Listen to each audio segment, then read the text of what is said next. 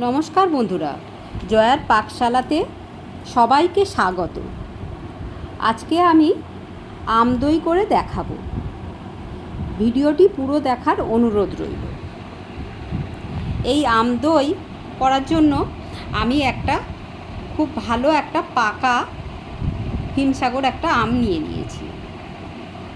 বেশ বড় সাইজের একটা আম নিয়ে নিয়েছি। এই আমটা এবারে ভালো করে ধুয়ে মুছে নিয়েছি, নিয়ে এইভাবে কেটে নেব।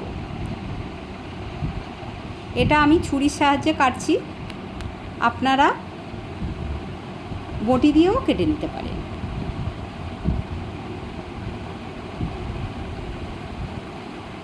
এইভাবে আমের পাল্পগুলো আমি বের করে নেব।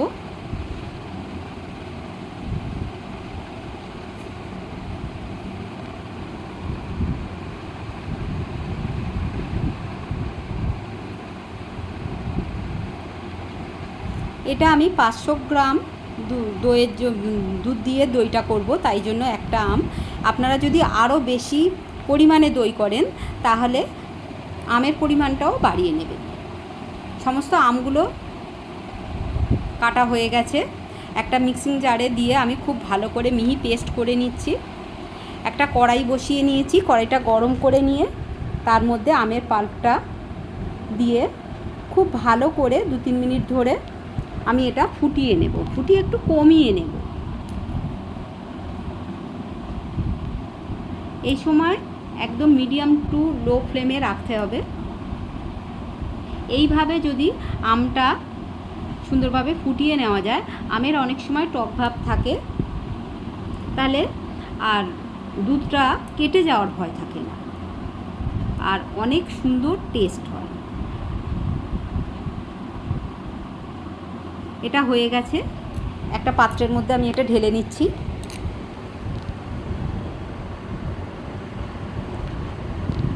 একটা কড়াই নিয়ে নিয়েছি, তার মধ্যে একটু জল দিয়ে দিলাম। এর উপরে আমি দুধটা ঢেলে দিলাম। এখানে একটা ছোট্ট টিপস, এইভাবে যদি জল দিয়ে দুধটা দেওয়া যায় যে কোনো পাত্রে, তাহলে তলাতে আর দুধটা বসে যাবে না। এইভাবে আমি 5-6 মিনিট ধরে এটা ফুটিয়ে নিলাম, নিয়ে এটা অর্ধেকেরও কম করে নিয়েছি। এদিকে একটা মাটির পাত্র নিয়েছি, তার মধ্যে দইটা খুব ভালো করে আমি আগে থেকেই মাখিয়ে রেখেছি। তলাতেও অল্প একটু দই আছে। এর মধ্যে আমের পাল্পটা দিয়ে দিলাম, দিয়ে সমস্ত দইয়ের সঙ্গে এটা খুব ভালো করে মাখিয়ে নিয়ে পাত্রটার চারিদিকে মাখিয়ে নিলাম।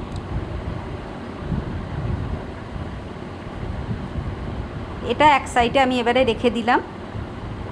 এবারে যেটা আমি অর্ধেক করে নিয়েছি, যে দুধটা অর্ধেকেরও একটু কম করে নিয়েছি, তার মধ্যে 1 চামচ এলাচের গুঁড়ো দিলাম। এলাচের গুঁড়োটা দিলে খুব সুন্দর একটা টেস্ট আসবে, আর স্মেল তো অসাধারণ আসে। খুব ভালো করে এটা মাখিয়ে নিলাম। দুধের মধ্যে অল্প একটুখানি ইয়েলো ফুড কালার দিয়েছি, সেটাও এর মধ্যে দিয়ে দিলাম। ফুড কালারটা অপশানাল, এটা এডিবল ফুড কালার। এটা দিলে খুব সুন্দর একটা কালার আসে। এটা যদি আপনাদের না থাকে এটা নাও দিতে পারেন। এবারে আমের যে পাল্পটা দইয়ের মধ্যে দিয়ে রেখেছিলাম, তার মধ্যে সমস্ত দুধটা দিয়ে দিলাম, দিয়ে খুব ভালো করে এটা এইভাবে মিক্সড করে নিতে হবে।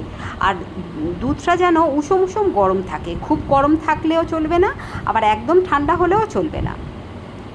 নিয়ে খুব ভালো করে এটা মাখিয়ে আমি নিয়ে নিয়েছি। অ্যালুমিনিয়াম ফয়েল একটা নিয়ে নিয়েছি, নিয়ে খুব সুন্দর করে এটা এর ওপরে আমি দিয়ে দিচ্ছি, যাতে বাইরের কোনো হাওয়া না এর মধ্যে প্রবেশ করতে পারে। একটা টাওয়াল নিয়ে নিয়েছি, টাওয়ালের ওপরে আমি এই ভাঁড়টা, দইয়ের ভাঁড়টা রেখে দিচ্ছি। আমি এখানে একটা ছোট একটা বড় দুটো পাত্রেই দইটা দুধটা ঢেলেছিলাম দই করার জন্য। এবারে টাওয়ালটা খুব ভালো করে এটা ঢাকা দিয়ে 8 ঘন্টা রেখে দিয়েছি। 8 ঘন্টা পরে টাওয়ালটা আমি খুলছি।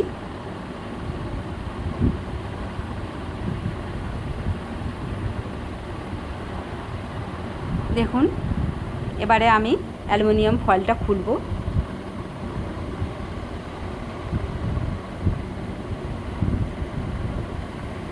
খুব সুন্দর এটা বসে গেছে।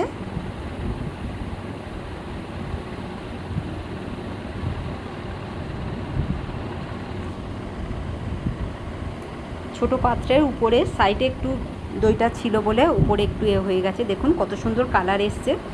এটা ফুড কালারটা না দিলে কালারটা একটু লাইট হবে। রেসিপিটি ভালো লাগলে লাইক, শেয়ার, কমেন্ট এবং সাবস্ক্রাইব করতে ভুলবেন না।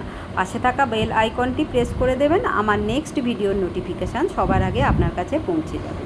দইটা দেখুন কত সুন্দর বসেছে। দইটা উবুর করেছি তবুও কিন্তু দইটা পড়ছে না। আমি একটু কেটে দেখাচ্ছি। খুব সুন্দর, অবশ্যই বাড়িতে বানান।